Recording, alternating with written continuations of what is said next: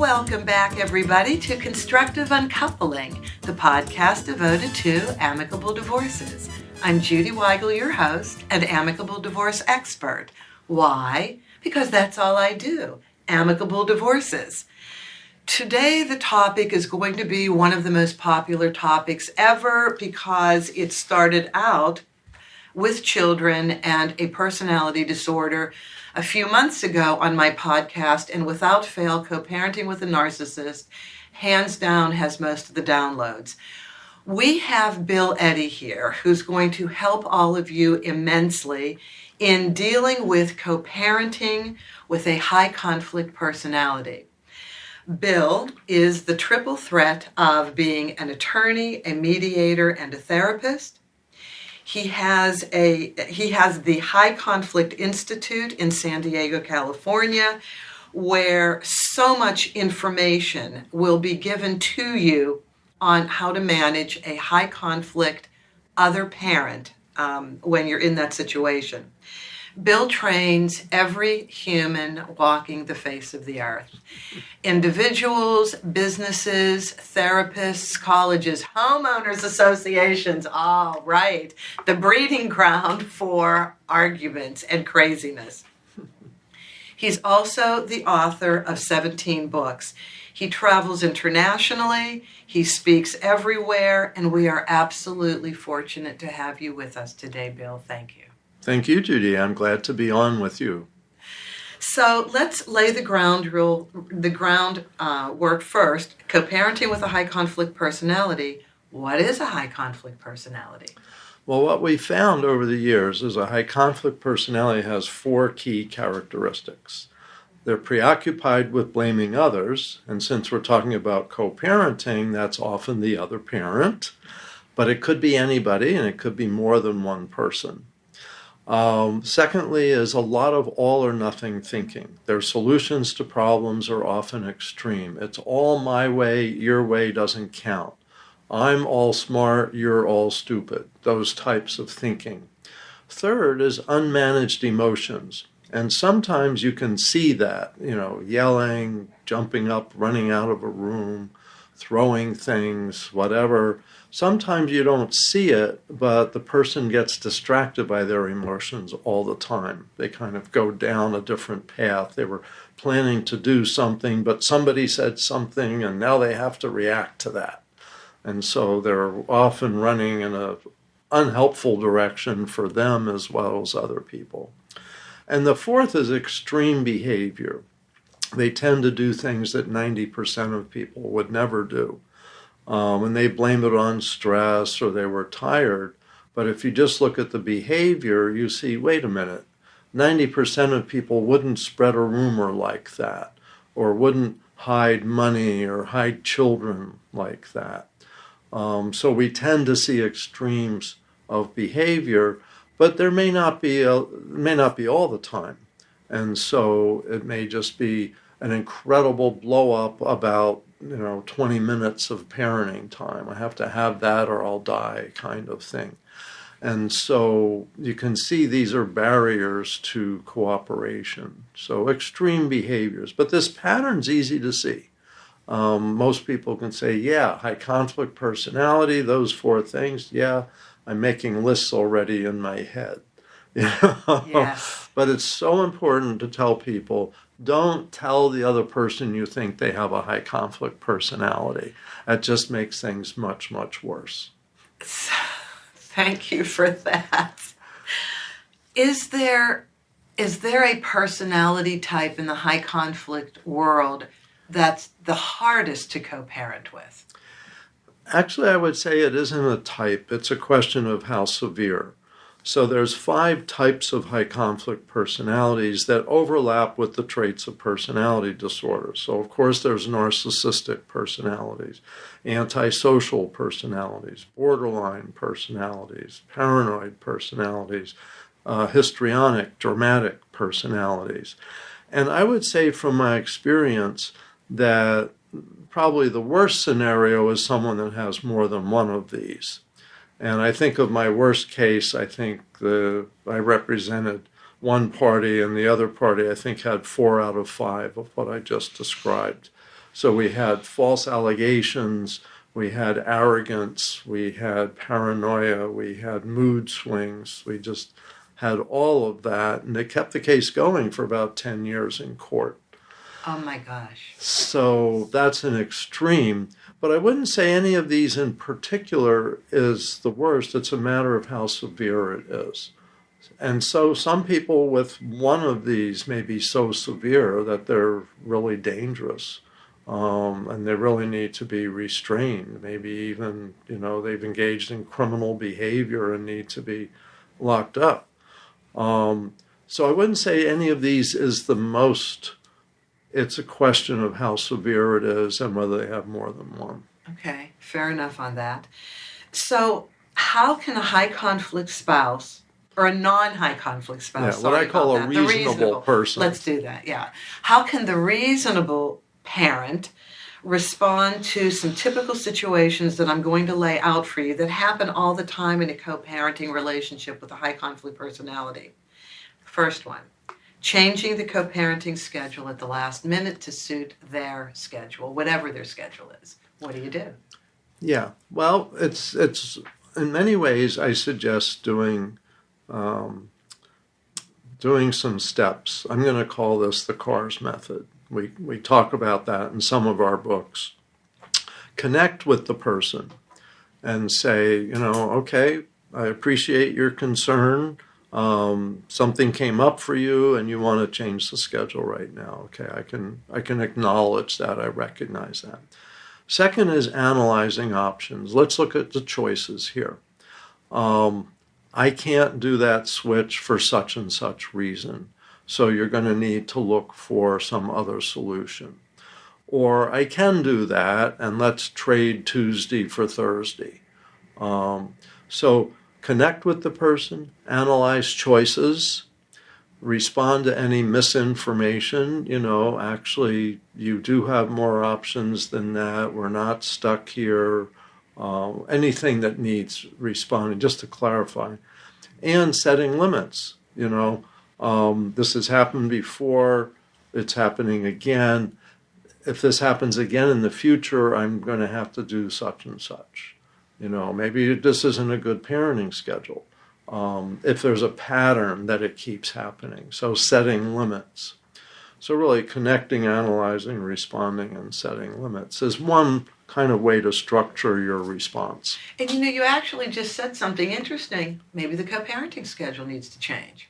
Yep. Which is a very reasonable thing and a fluid thing anyway. Yeah. And we see that sometimes people that are always needing to change the schedule because they don't plan their own life well and too many things pop up, or let's say having to work late. And so, let's say dad's supposed to pick up the kids at 6 from daycare or something like that. And he always ends up having to work late and he calls mom, can you please pick up the kids? I can't do it. If it's a pattern, that's when you say, look, maybe mom should have the kids at 6 o'clock and then decide if you're going to pick them up from mom or maybe not on those days. And so look at what are our choices here? What are our options? But the big picture sometimes, if it's a pattern of behavior, see, that's key. You just mentioned something that's key. So instead of getting in the emotional fracas of it all, look for a pattern, and maybe that's your indication to change. Yeah. For everybody. And a big thing you said right there is not getting into the emotional fracas about it. Yes. That's the key, is as much as possible staying calm and being focused on problem solving. Because the emotions tend to pull us into the past, which we can't change. And it's like, well, you always, you never. And once you blow that up, it becomes problematic.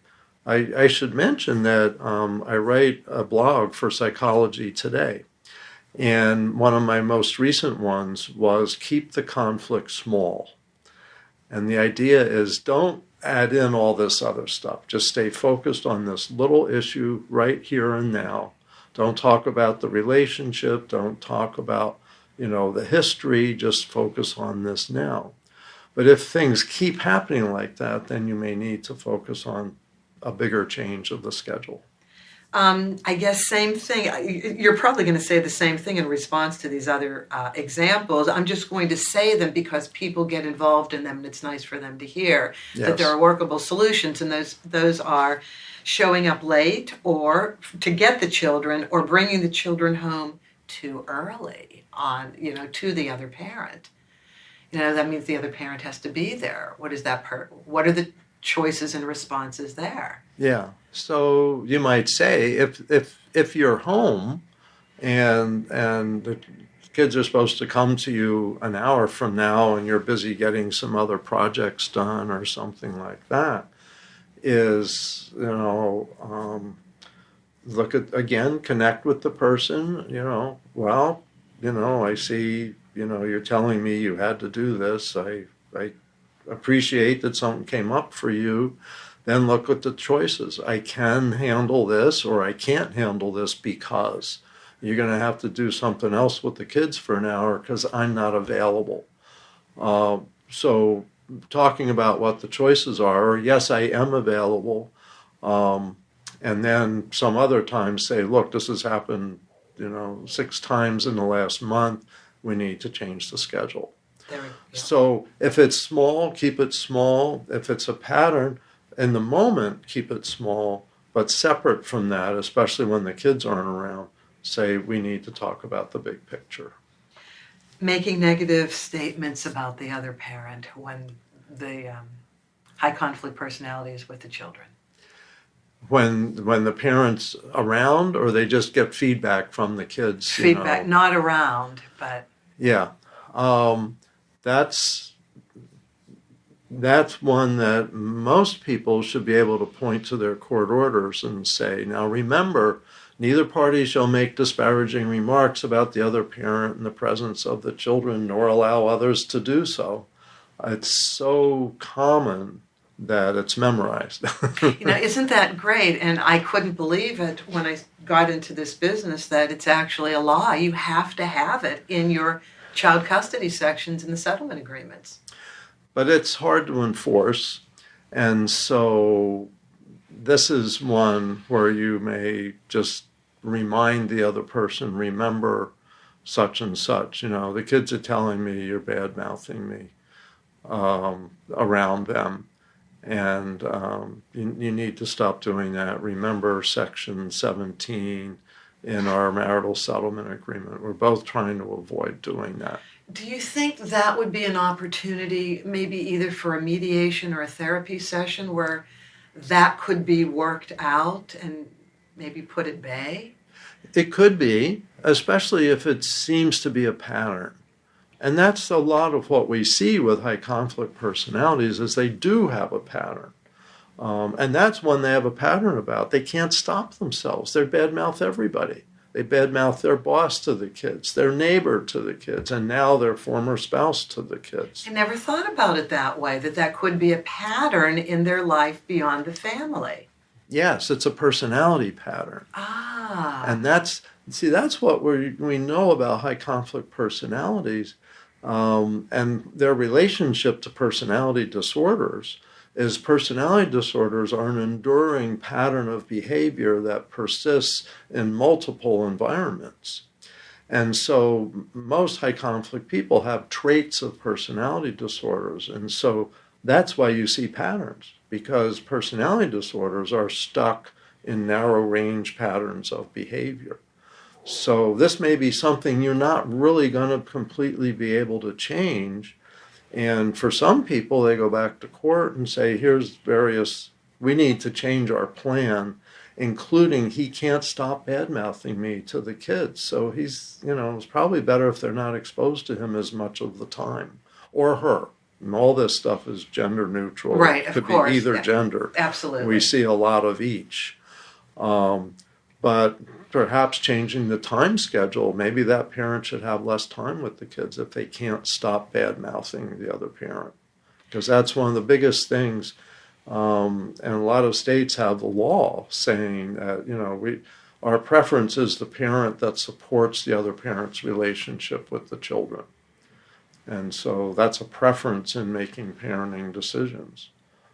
That's good. Does that exist in our California court Yeah, system? yeah. Does it? So there's a hadn't heard it preference quite that way. about the parent supporting the other parent. There's also health and safety factors in preferences, but it says there's a preference for the parent who supports the relationship of the children with the other parent. Okay, so this is actually brilliant what you just said, because this is encouragement and incentive for the reasonable parent not to get in the mud, in the Right. fracas, Right. and really be the most respectful they can be, because ultimately it'll help the children via the court's orders for more time with the reasonable parent, right? Yeah, yeah. Excellent. So, and sometimes it's good to say, remember Family Code section 3044 or something like that. But it says those types of words. Right. And that's a way to deal with the other parent in a matter-of-fact way, is please remember the such and such. Yes, yes. Okay, so this is perfect now to segue to the children. Yeah. So how does the reasonable parent explain the high conflict parent's behavior to the children and offer coping mechanisms? And here's where it really comes to the book we have, Don't Alienate the Kids. And the idea is teach your kids the 4 big skills for life.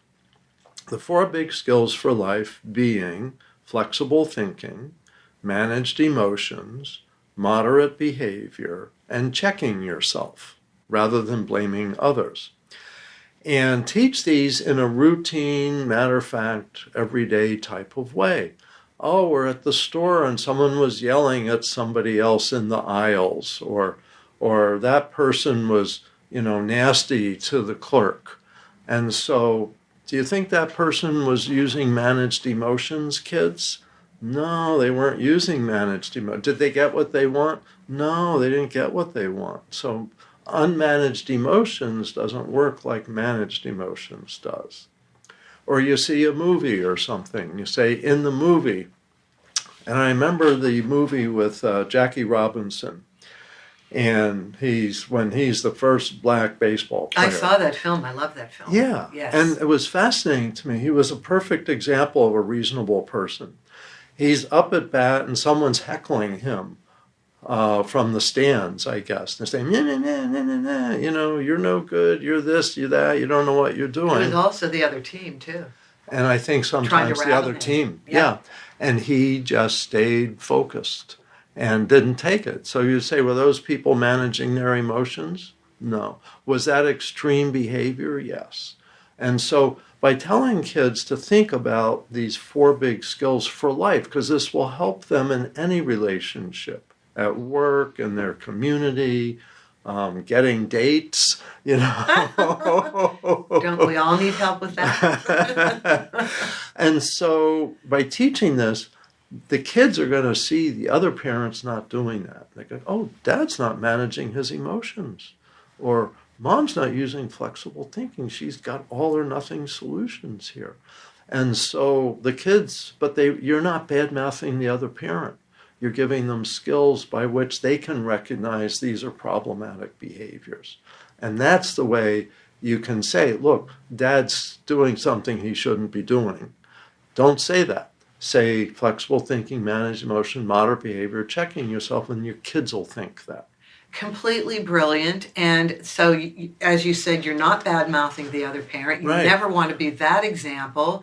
And teaching children these skills, and as you said in your book, Don't Alienate the Children, you're showing them how to be leaders and better decision makers for the future. Yeah. And what you've just done by this is you've allowed the children to take a negative in their lives, divorce, Yeah. and use it for a positive.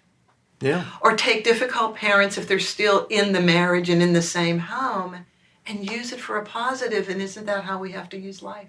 Yeah. Yeah.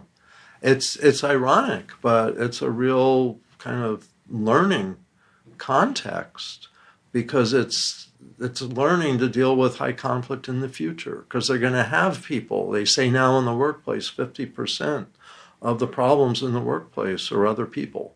and probably high conflict people. Yes, and you mentioned in Don't Alienate the Kids about the family being a system. And even though you may have one person that is identifiably a higher conflict personality, everybody plays a role in the conflict. Yeah, and this is what's hard for people to get if they're in the middle of it, because it's easy to see good guy, bad guy. You know, one person's doing everything wrong, the other person's doing everything right, and of course that must be me. I'm doing everything right, and the other person's doing everything wrong. Well, the reality is, especially in, for example, alienation types of cases, there may be a person who's driving a lot of that because they're passing on their all or nothing thinking, their unmanaged emotions, extreme behavior, and extreme solutions. But the other person who may not be driving that may still reinforce it by getting angry about it, and the kids feel their anger. So, you know, your mother's bad-mouthing me, saying bad things about me. Why aren't you talking back to her, you know, son or daughter? You know, and so the child's feeling the other parent's anger, and now they got two angry people, they end up picking a side. And I tell people it's like North and South Korea. There's a demilitarized zone in the middle. There's this strip of land. Nobody lives there. You got to pick an army. If you're in the middle of a war zone, you got to pick an army. Which army are you going to go with?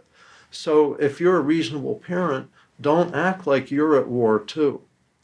Tell your child, I know this is a hard situation for you. I know it's tough, you know, but let's look at how we can be reasonable, manage our emotions, use our flexible thinking so that they show empathy for the child. And that's what I was just going to say. And the child can show empathy for the other parent, the high conflict parent, instead of demonizing and not wanting to be around them. Maybe they can help manage their parent. I mean, it's a horrible thing to have to say, but you got to do it in life. Hey, teenagers do it all the time. Don't they manage us? Yes, they certainly do. Yeah, but it really is giving them tools without emotionally reacting. Because what we find is there's a couple concepts so important about family dynamics. And one is that emotions are contagious.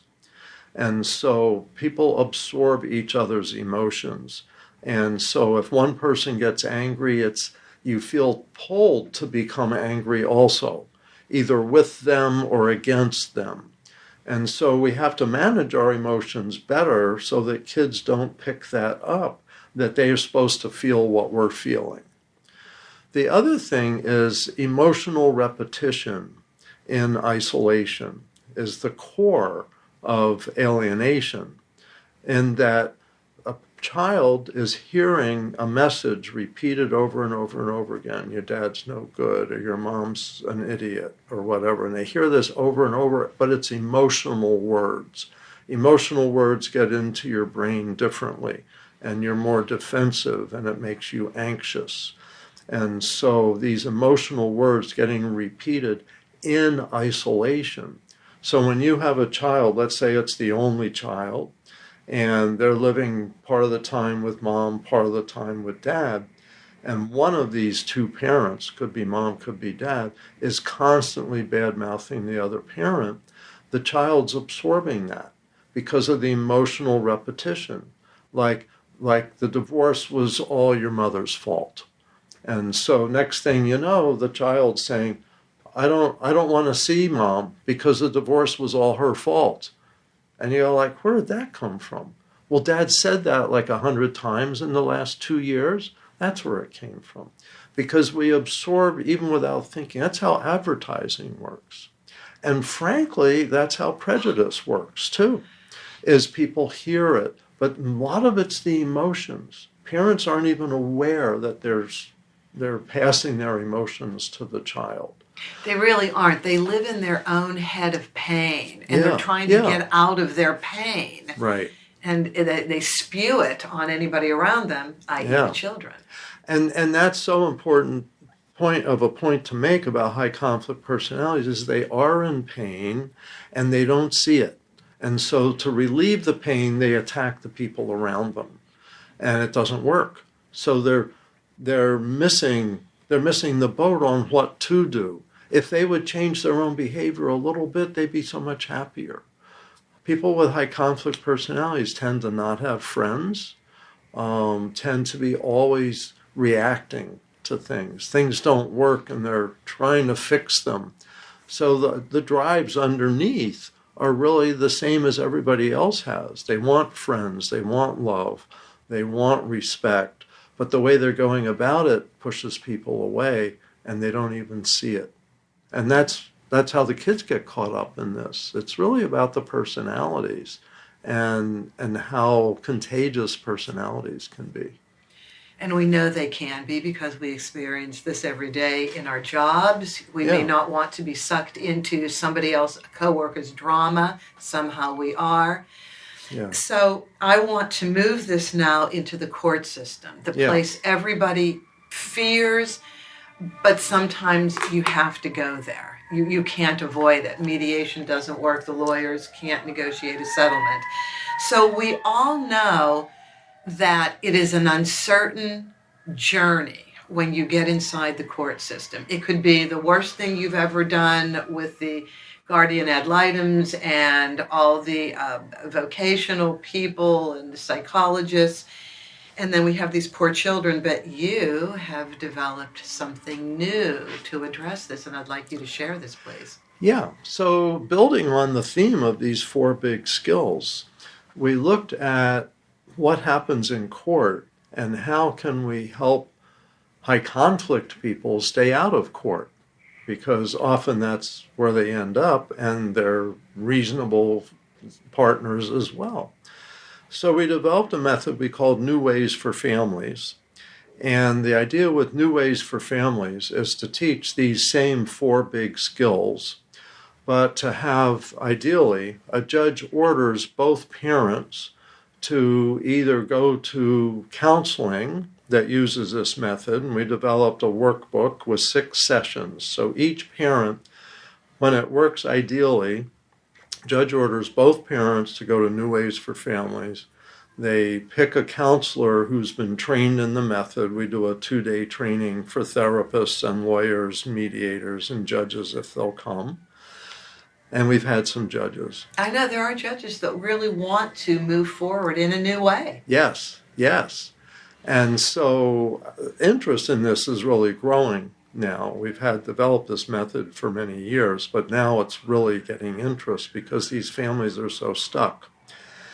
And so it teaches them these skills, teaches them how to write BIF emails as a way of managing their behavior.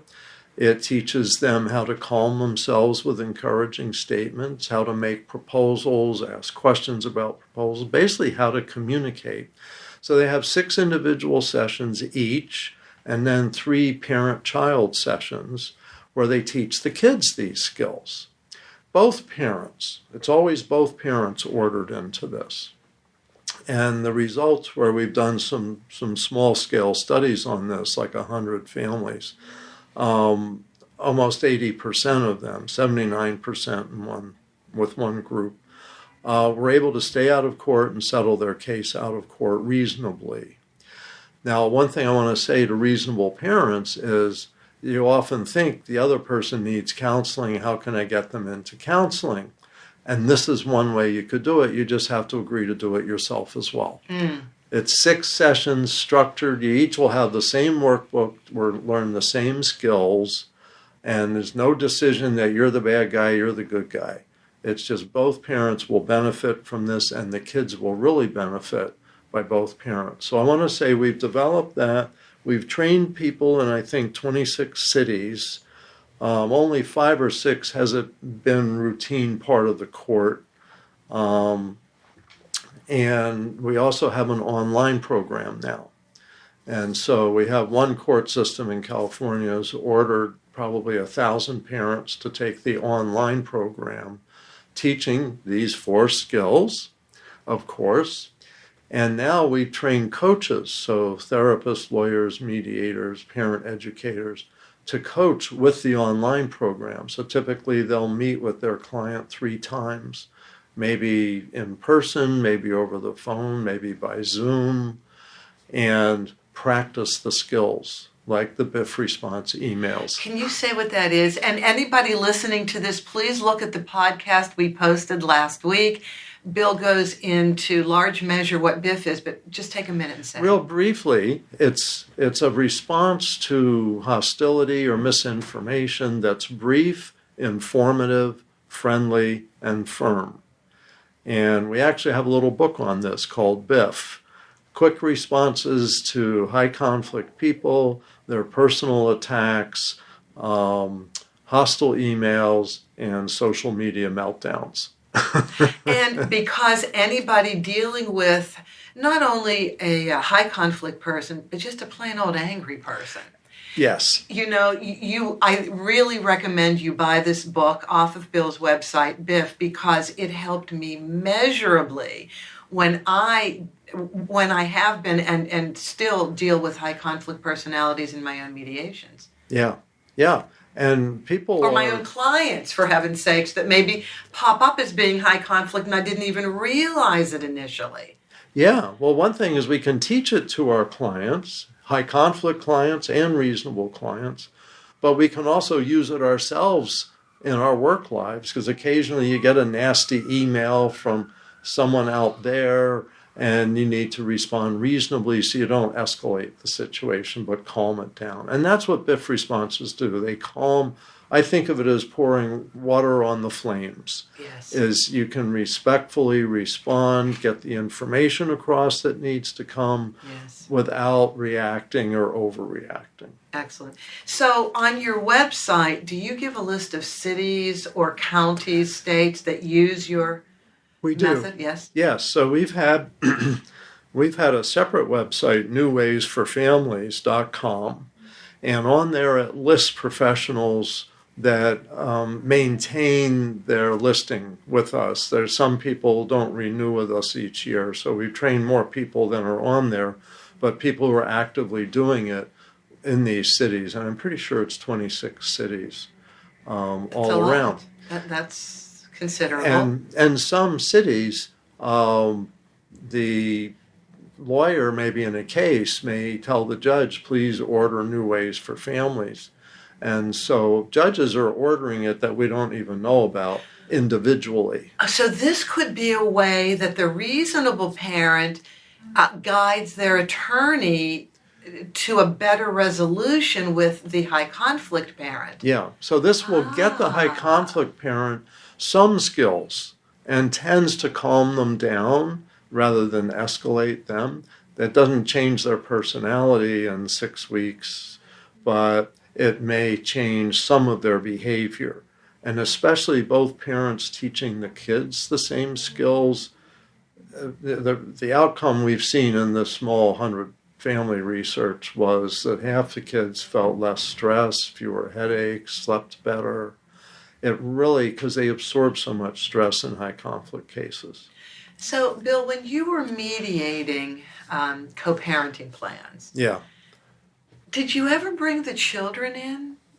I personally didn't, and I feel that it's important to make the parents make these hard decisions and as much as possible exhaust that before involving the children. So personally, I didn't bring the children in. I've had cases where, for example, we were involved with the court, family court services would interview a child, and then they would write a recommendation and the parents would come back to mediation and we'd mediate a final agreement. So I'm not opposed to it in absolute terms, but what I found is I could, in private mediation where I can meet as many times with people as necessary, I could sometimes 5, 6, 7 sessions get a full agreement by the parents. So they were being the responsible people rather than having to bring in the child. But let me suggest, when we do New Ways for Families, the counseling model, the 6 individual sessions, then the 3 parent-child sessions, what we really want is the parents to hear it from their kids, what the kids are worried about. And we don't go deep. We're not looking at the past. We're not looking at, why this and that didn't happen. We're just saying, hear what the kids' concerns are right now. They're worried about, where their athletic year is going to stay, which house. What about, your new girlfriend or your new boyfriend? Like, I don't know if she likes me. Those kinds of things. So that's, to us, ideally, we want kids and parents hearing from each other. And what this could do, and I'm sure it does, is address one thing that I've heard every single child say that I've talked to about divorce. Yeah. And that I've seen on a number of wonderful videos on YouTube and Google about children of divorce. They say they're worried about everything you just mentioned, Yeah. but their bottom line is that none of that matters. All of that is solvable as long as their parents get along. Yes, yes.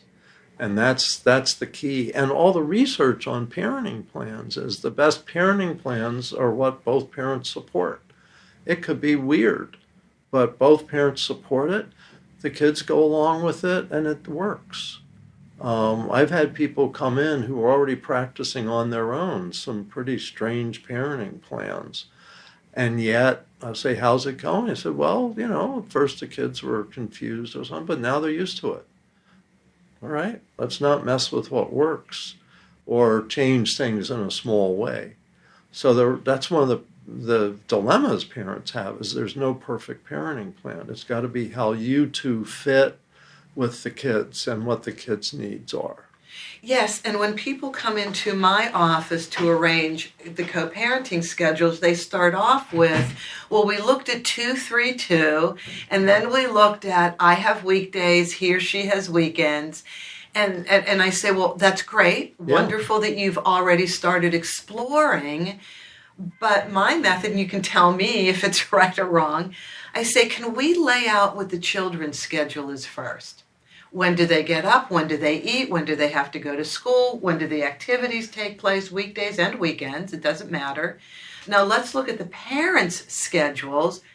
How do we make this work? What do you think? I think that's great. Yeah. I think that's great because what you're doing is turning into problems to solve and using the rational part of the brain, the logical part that looks at numbers and schedules and can see, oh, there's a space there.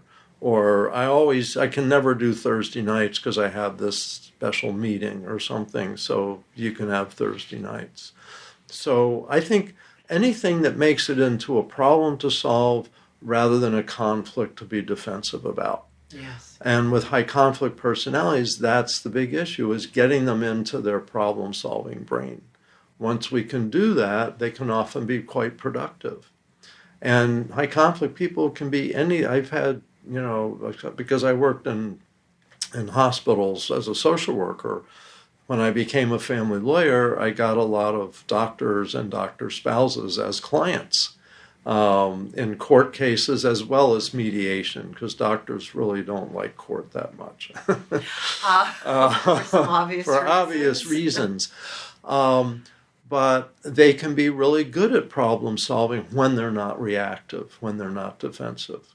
And so some of my high conflict cases are people with a lot of professional experience, but when it's personal, they become like 3-year-olds. In fact, I had one case with a doctor and his wife, and they said at the end of, 6 or 8 divorce mediation sessions, thank you for stopping us when we were acting like 3-year-olds. And it was just so perfect. That is great. The level of self-awareness for that too. Yes. And everything that you've just said gives us hope. Yes. And I think that's what parents in this situation need. There is hope. This can change, right? Absolutely. I think the key is, with the time you have, is teach your kids the 4 big skills for life. And in dealing with the other parent, calm them to the extent you can. Be brief, informative, friendly, and firm. And if you have to go to court, present what the patterns of difficulty are and keep a record of those. If you're dealing with a high conflict parent, you often need to keep a record of problems and and also what you're doing that's responsible. Because when something blows up, if it does, you need to have some good notes so it's not just he said, she said. Right. And those 4 skills, though, in conclusion, are that you refer to teaching the children? The 4 big skills: flexible thinking, managed emotions, moderate behavior, and checking yourself to do all of these rather than blaming others. Thank you so much. I really appreciated this because I know how valuable everything you said is for every listener and every parent. So, Bill, how do people get more information from you? They can come to our website, highconflictinstitute.com, and we've got books, videos, articles, consultation. Groups can invite us to speak for a fee. And there's just, we just keep trying to create more things. We have workbooks, we've got methods, but we have a lot of support for people, a lot of empathy, and I think people pick that up from all of our materials. And we have the New Ways for Families website, newwaysforfamilies.com, which has information about the cities that we've trained people in, and also information about the online program, which is called Parenting Without Conflict, and it's available anywhere in the world. This is great. Bill, thank you again so much. I have appreciated the time you've given us. I know you've helped countless people with what you do. Thank you for this opportunity. And thank you all for listening to Constructive Uncoupling, the podcast devoted to amicable divorces. I'm Judy Weigel, your host, and if you wanted to get in touch with me, you can at my email address, Judy, Judy, at constructiveuncoupling.com. Judy at constructiveuncoupling.com. I always welcome your comments and concerns for the future. Thank you so much, and we'll speak to you next week.